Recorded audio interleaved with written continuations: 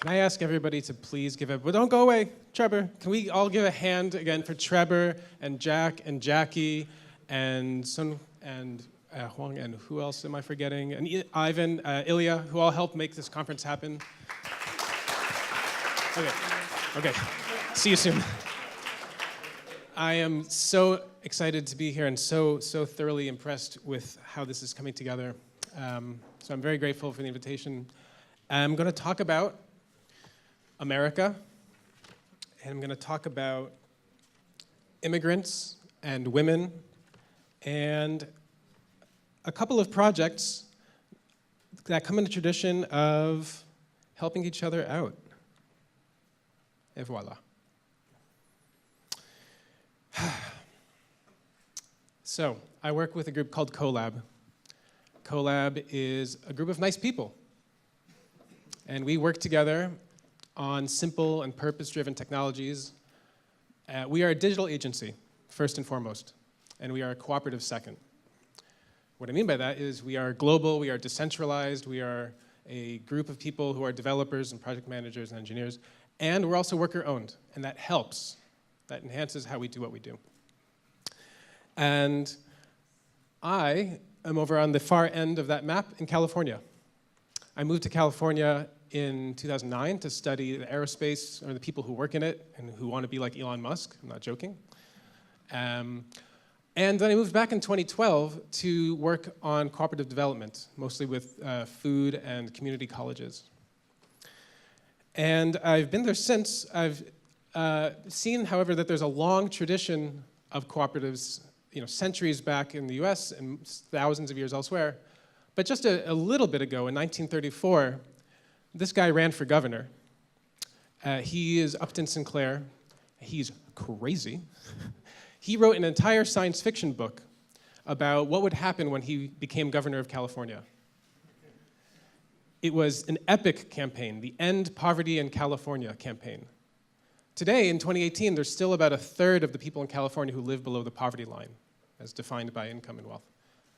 So it's still a very important message. And one of the 12 points he had was, I need to read this for you because it's so precise. In his campaign, one of the points was,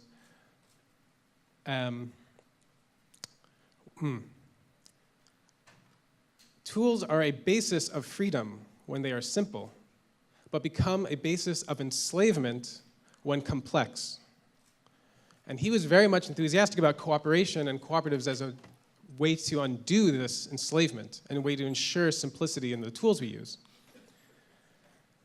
But then sometimes the digital economy runs over your phone and only a couple of people know how to fix it if they want to. This is a payphone, for those of you who don't know, in New York City, I think in 2007. And looking at what are the tools we have, and are they simple, and can we change them, really helps expose some of the key issues in our gathering here. It's who are the users, and who are the workers, and also who are the owners. And if we think about what role we have in each of those groups, we can start to understand how to make things differently. These are a couple of terms that come up often, and in my work with CoLab, I host a lot of events, a lot of large hackathons, but also mostly small prototyping sessions where we figure out what do we need to build and how do we spend our time well. This, by the way, was a session the day after May Day in Oakland, and if you want, all of the notes are available. It was 4 presentations, and then it was 7 small groups talking things over and figuring out what they could do together, and then all the resources and everything are shared in here. So that's totally open for everybody. And then just a couple of days ago, this amazing event happened on the other side of where we're at now. It's with the tagline, "Using cooperatives to afford the new technology." And this was fantastic, I felt. I was playing just a small role, helping to develop some of the criteria for judging, helping make sure people were spending their time well. And it was so dynamic. This doesn't look like kind of the heat of the activity, but people stayed up all night. And you can see all of the demos that came out. And what I loved about them was they were mainly about the things working, being simple, being effective, and being better because they were also cooperative. So putting that second, that's basically a thread of all the different demos with video and images. If you care to look that up, just go to the Twitter page for CoLab and it's all there. So I'm going to talk about 2 projects that I work on in CoLab that are, like I said, in this long tradition of helping each other, of helping immigrants and women and people who are on the wrong end of economic justice often do better and get more power and wealth. This is Serenia. She's one of a group of women who cleans apartments and houses in New York City. And she and I were actually in a workshop last June in New York, thanks to Trevor for the invitation. And Serenia and all of the people she works with used to go around a day or 2 a week and put up flyers. I don't know if this is a common word, but little advertisements that they would put up and staple or tape to all over the neighborhoods to try to advertise that they clean houses. And a day or 2 a week to do that was a lot. There was other issues, of course, as they were trying to get more business and struggle, but it's hard work, not to mention the fact that English is a second language for these folks. So working through the Center for Family Life and with the Robin Hood Foundation, which is an anti-poverty group, to give credit's due, CoLab developed a platform called Up and Go. What it is essentially a platform to have a booking for a home cleaning. That's it. 95% of the revenue goes to the businesses that these women own, and 5% goes to the platform. But the women also control the platform. So it's really entirely theirs. They understand everything. I'll show you in a second how they sort of operate it. Compare that to most platforms where maybe 50 or 70 or 80% go to the people doing the work, who are temporary workers, and the rest goes to the team that runs it and the obvious people behind the scenes, the owners and investors. And sure, they'll use design thinking and empathy and other tactics to try to see what you really need, but they're not the ones who are doing the work. So it's a divide in many ways.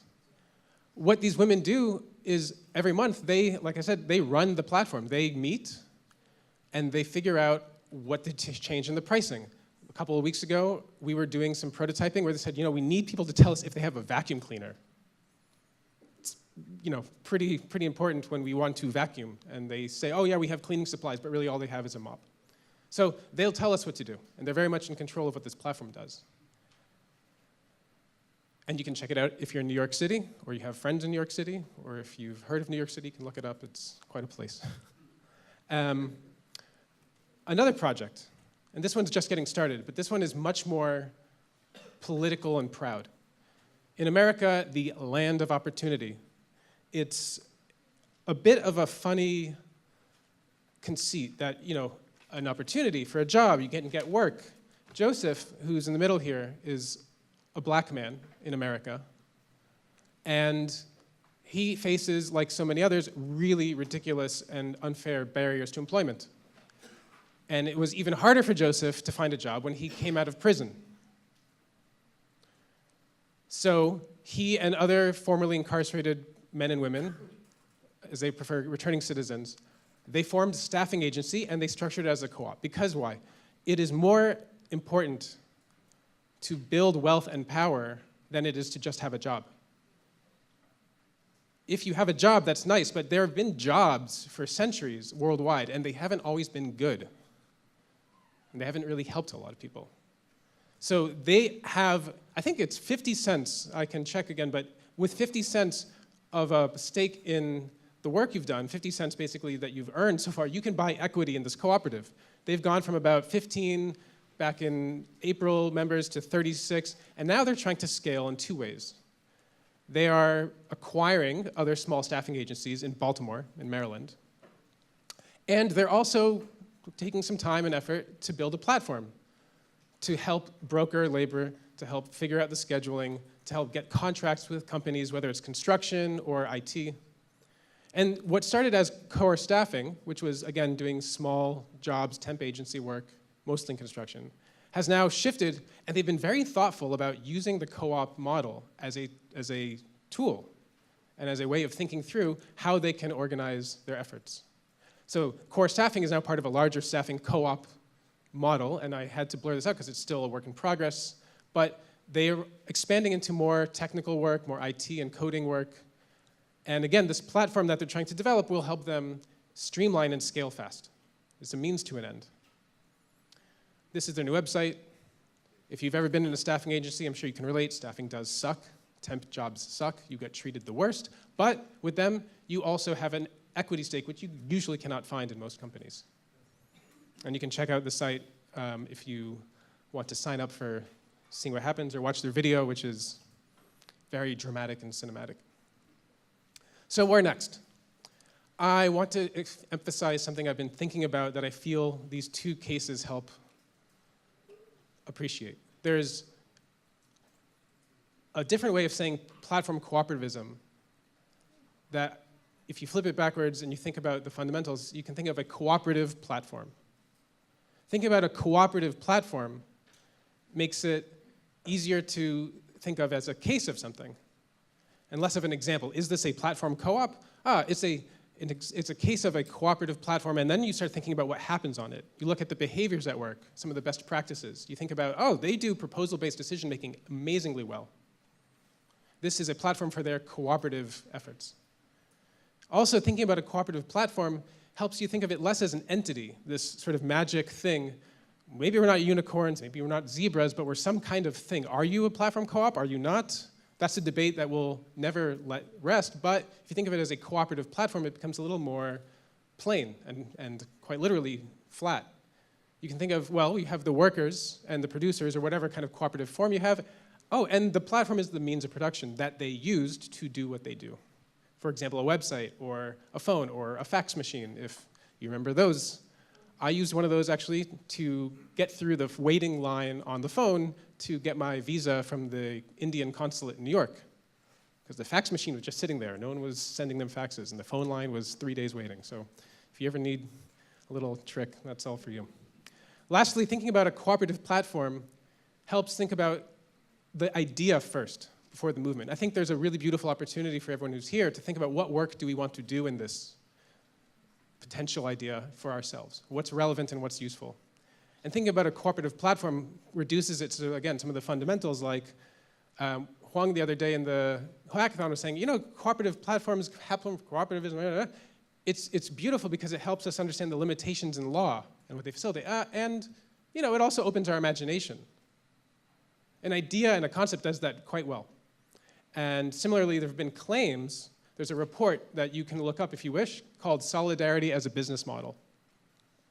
It says that cooperatives are solidarity as a business model, but that is something to prove rather than to assume. It is something to work out as best you can before you just assume, oh, if you do a co-op, it's going to make our production film company so much better. We can get there for sure, but it's something to reason out as you go. And that's my presentation. Thank you so much.